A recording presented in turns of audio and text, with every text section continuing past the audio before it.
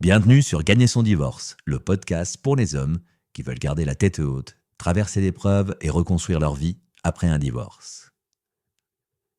Divorce, le système judiciaire, un bastion féminin.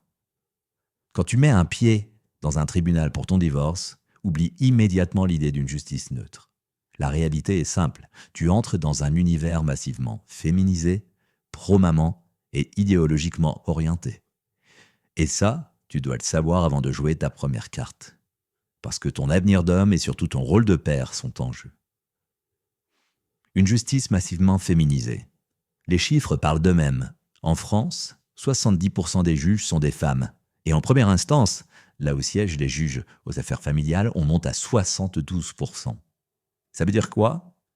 Que lorsque tu passes devant le JAF, il y a une très forte probabilité que ce soit une femme qui décide de la garde de tes enfants, de la pension alimentaire et de la prestation compensatoire. Ton destin de père est entre leurs mains. Tu en doutes ? Va sur Google Images, tape « Nomination tribunal affaires familiales » et compte le nombre d'hommes sur les photos. Tu verras.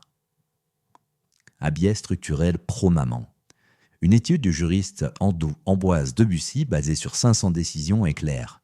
En cas de désaccord parental, près de 7 enfants sur 10 sont confiés à la mère. Seulement 1 sur 6 au père. La résidence alternée progresse, mais reste minoritaire. Et pire, quand un juge donne la garde au père, il doit se justifier 2 à 3 fois plus que lorsqu'il la donne à la mère. En clair, c'est inconfortable pour un juge de reconnaître un père comme résidence principale. Et si tu crois encore à la neutralité, regarde les expertises psychologiques. 100% des expertises défavorables au père sont suivies. Celles défavorables à la mère, elles sont écartées. Tu vois le tableau. Comparaison avec l'étranger.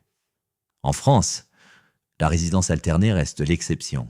12%, parfois 15% quand les enfants sont plus âgés. En Belgique, c'est la règle depuis 2006.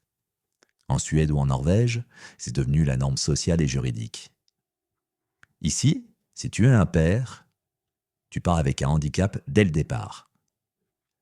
Un petit rappel, si tu veux creuser plus loin, des articles et ressources concrètes t'attendent sur www.gagnersondivorce.com. Le mythe de la neutralité. On te vend l'idée d'une justice impartiale, mais la réalité, c'est que tu fais face à un système biaisé. L'INSEE dit que 86% des enfants de parents séparés vivent chez leur mère, 12% en alterné et seulement 2 ou 3% chez leur père. Voilà la vérité du terrain. Alors oui, tu dois être rationnel, mais retiens une chose. La froide logique ne suffit pas. Une juge tranche avec un prisme émotionnel et idéologique. C'est là que tu dois apprendre à jouer sur d'autres leviers. Les leviers psychologiques à utiliser. Robert Cialdini l'a démontré. Les décisions humaines se prennent rarement par logique brute. Alors, pour maximiser tes chances, voici tes armes. Autorité. Sois carré, organisé, apporte des preuves solides. Sympathie. Inspire confiance, pas d'arrogance. Montre-toi père impliqué et stable. Récit. Raconte ton rôle de père. Les histoires marquent plus que les chiffres. Contraste. Expose calmement les incohérences de ton ex. C'est comme ça que tu peux espérer inverser la tendance. Pas en récitant des statistiques, mais en incarnant le père crédible et émotionnellement présent. Un bastion féminin et idéologique. Il faut le dire clairement, la magistrature est non seulement féminisée, mais aussi très marquée politiquement à gauche. Résultat, si tu es le père bosseur qui a réussi, celui qui gagne bien sa vie, tu incarnes pour elle le patriarcat à abattre. Et tu seras traité comme tel. De nombreux avocats le reconnaissent en privé. Les juges aux affaires familiales sont pro-maman. Voilà le système que tu affrontes. Alors retiens ça. La justice familiale en France n'est pas neutre.